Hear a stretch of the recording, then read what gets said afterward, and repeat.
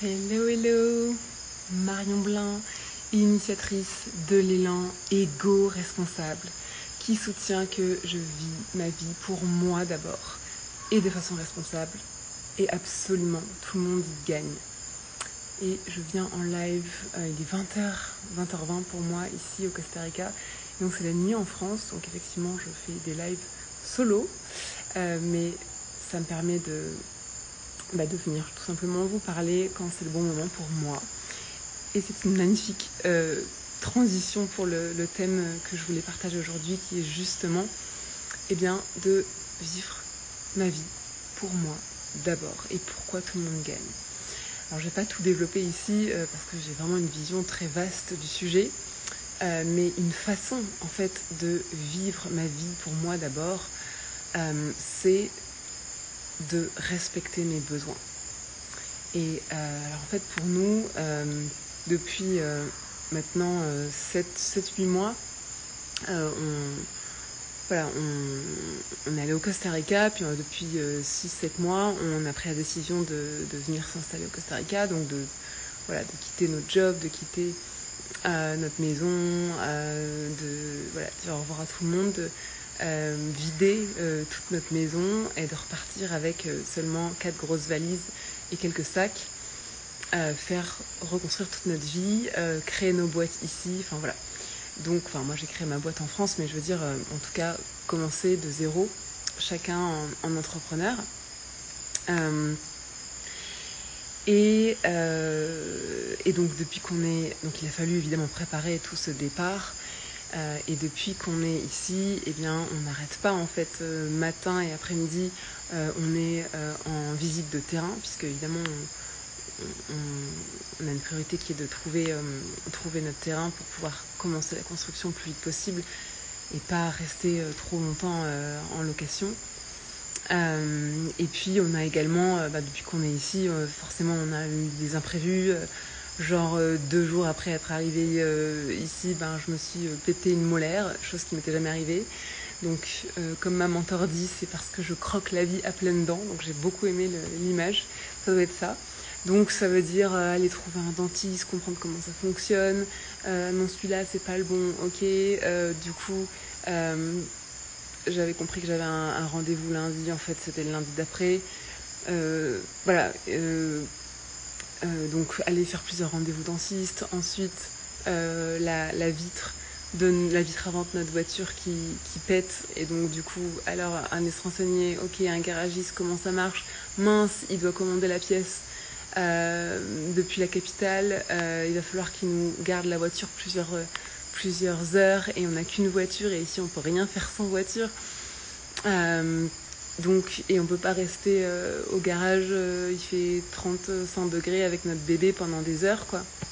Bref, donc on a les visites à gérer, on a évidemment les petits soucis d'une arrivée, on découvre, on perd du temps parce qu'on connaît pas comment ça marche ici, et puis on a notre bébé, on lui fait toutes ses purées maison. De toute façon, il n'y a pas de petits pots salés ici, donc en fait les enfants ne mangent que du fait maison, ce qui n'est pas plus mal.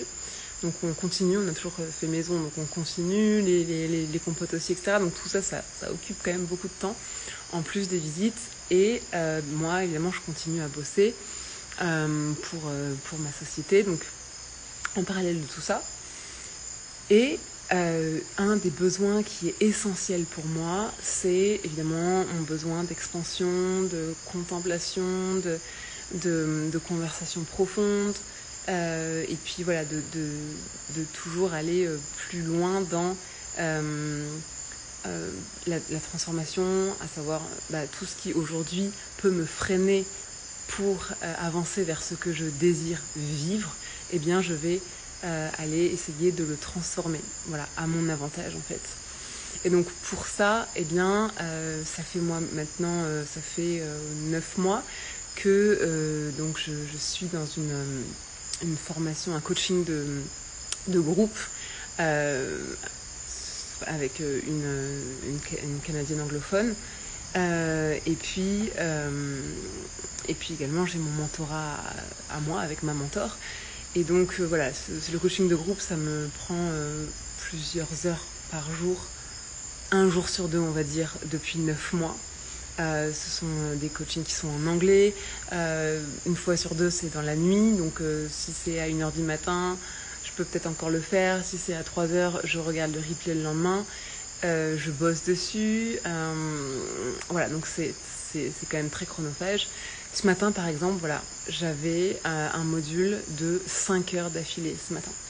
Et on avait des visites normalement. Mon chéri donc a dû aller au garage, etc. Et donc c'était un peu compliqué pour s'organiser par rapport à notre bébé et tout ça. Et en fait, voilà, j'ai pu poser la chose hier, on a discuté avec mon chéri. Et voilà, je lui ai dit, moi c'est important pour moi de pouvoir faire ce module en live, c'est 5 heures, ça va être compliqué pour moi de le rattraper, ça va trop me rajouter de boulot encore. Donc j'ai besoin d'être seule pour pouvoir m'isoler et de pouvoir faire ce module-là. Et donc, on s'est organisé en conséquence. Pareil, tous les matins, moi j'ai besoin de faire mes étirements. Donc en fait, le matin, on fait un temps à 3 au réveil de notre bébé. En ce moment, c'est 5 heures. Et puis ensuite, moi, je pars faire mes étirements le matin, mon temps à moi, et mon chéri s'occupe de notre bébé. Ça, on le faisait déjà en France, environ 3/4 d'heure, 1 heure tous les matins. Voilà, c'est un temps très précieux pour moi, j'en ai besoin. Et donc, comment ça se passe? Je suis à l'écoute de ces besoins-là qui sont forts, qui sont à la fois que je ressens dans mon corps, mais que je ressens aussi par... j'ai envie de ça en fait. C'est important pour moi.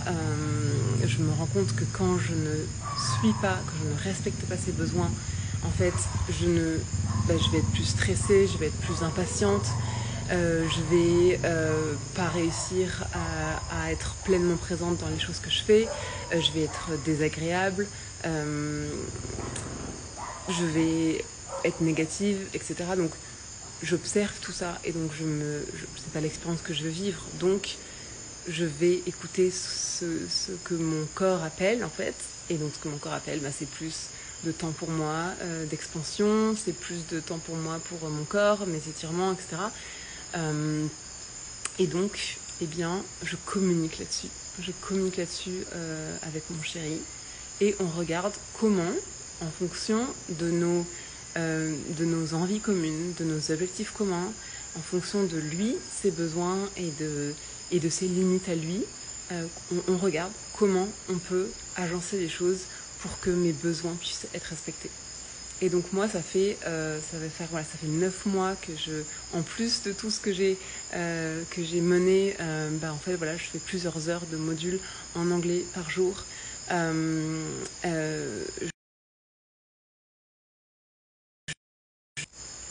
été interrompue.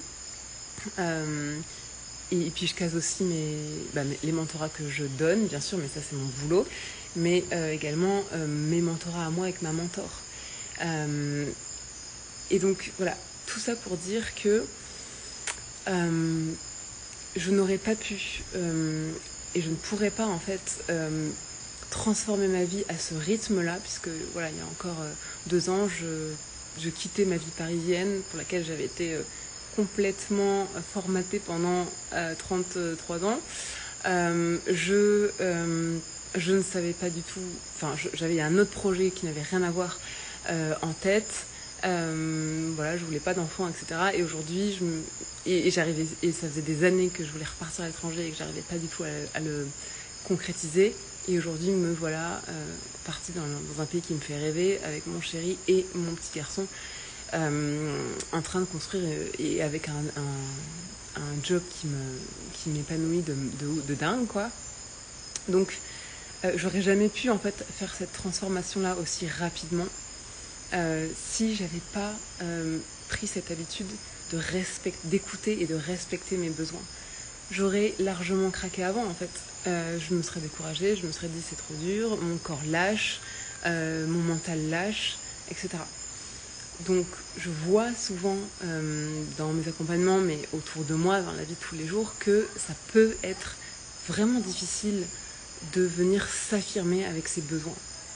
Et pourquoi c'est souvent difficile? Parce qu'on a l'impression que on est plus aimé, on est plus validé, on est plus accepté et on dérange moins quand on prend sur soi et que on s'affirme pas vraiment avec ce qui est important pour nous et qu'on n'ose pas forcément poser ses limites ou parler de ses besoins et les faire respecter. Et en fait, là où je veux en venir, c'est que en pensant en fait que par altruisme, on va prendre sur soi et ne pas venir respecter ses besoins, eh bien en fait, personne n'y gagne. Parce que forcément, nous, on n'y gagne pas, parce qu'on va ronger sur nos ressources en fait. Et puis à la fin, on va soit craquer, soit en avoir ras-le-bol, soit en vouloir même à la personne dont on a l'impression qu'elle nous a abusés, alors qu'en fait, on lui a juste pas exprimé nos besoins. Et la personne, en fait, elle-même, finalement, ce qu'elle va retenir, c'est que... J'ai encore été coupée. Ce qu'elle va retenir, c'est qu'en fait, oui, comme tout le monde, en fait, vous vous pliez... vous dites jamais non, tout est toujours ok. Par contre, à un moment, elle va pas comprendre pourquoi vous pétez un câble, vous lui en voulez. Mais en fait, c'est ok parce que la majorité des gens font ça. Donc finalement, on s'entretient tous un peu dans ce jeu de, on peut pas affirmer nos besoins. Moi, aujourd'hui, je rencontre de plus en plus de gens pour lesquels, en fait, c'est la norme, en fait, de accueillir et respecter le besoin de l'autre. Parce que ces personnes ont compris que c'est dans leur propre intérêt et dans l'intérêt de tous. Par exemple, si une de ces personnes, me dit viens, j'organise un super atelier. Tiens, c'est en fin de semaine, tu semblais me dire que tu étais libre en fin de semaine. Et donc, cet atelier il pourrait vraiment te plaire et ça serait trop cool que tu viennes, etc. Eh bien, si je dis, écoute, oui, a priori, je suis libre en fin de semaine, mais j'ai aussi envie de finalement prendre ce temps pour rester seule, en fait, et me ressourcer seule. Et donc, je vais décliner ton offre pour cette fois-ci. Ce sont des personnes qui vont, mais pas une seule seconde, interpréter ce que j'ai dit autrement que ce que j'ai dit. C'est-à-dire, ok, donc là, Marion, elle est en train de me dire qu'elle appelle un temps pour elle, que c'est un besoin pour elle et qu'elle se respecte si elle fait un temps pour elle. Et donc, ces personnes-là, ça va pas leur venir à l'esprit de se dire quoi, mais c'est chelou, elle m'a dit qu'elle avait rien à la fin de semaine, donc en fait, finalement, en fait, je compte pas pour elle, je suis pas une bonne amie, ou alors, elle s'en fiche en fait de moi, ou alors, elle est hyper égoïste, ou alors elle est hyper casanière, ou alors, c'est quoi ce truc de prendre du temps pour elle, voilà, ce sont des personnes qui vont directement comprendre que je parle de moi à la première personne avec mes besoins et qui vont directement dire ok, dans ce cas, il vaut effectivement mieux pour toi et pour nous tous que tu respectes ton besoin en fin de semaine et on fera ça une autre fois. Donc c'est pour dire que voilà, pour ceux qui ont du mal en fait à s'affirmer avec leurs besoins, ça existe en fait des gens pour qui c'est la norme. Et donc c'est en apprenant à le faire de plus en plus que l'on tire la norme vers le fait que chacun puisse se respecter ses besoins et donc comprendre qu'il faut respecter ceux des autres sans avoir besoin d'interpréter, de prendre ça contre nous, etc. Et donc c'est en faisant ça qu'on modèle ça pour notre chérie, nos amis, nos enfants, etc. Donc c'est en ça que tout le monde y gagne en fait. Donc voilà, c'est une des clés en fait du je vis ma vie pour moi d'abord et tout le monde y gagne. C'est vraiment de comprendre que personne en réalité n'a vraiment d'intérêt à ce qu'on se fasse passer comme un personnage secondaire en fait, alors qu'on est le personnage principal de notre propre vie. Donc quand on nous interroge sur est-ce que c'est ok pour toi de faire ça, on s'adresse au personnage principal de notre vie. Donc il s'agit de regarder si, attends, étant la star là de ma vie, est-ce que mon agenda s'y prête? Et dans plein de cas, ça s'y prête. Et dans certains cas, ça ne s'y prête pas. Et alors, qu'est-ce que vous répondez? Voilà, donc c'était un long live pour un partage tout simple. Comme quoi, je vis ma vie pour moi d'abord et tout le monde y gagne, passe en partie par le fait de s'affirmer avec ce que l'on a de plus précieux et de l'expression la plus pure en fait et la plus directe de nous-mêmes, à savoir nos besoins. Sur ce, je vais aller dîner avec mon chéri, toujours dans ce cadre plutôt sympathique. Et je vous embrasse fort.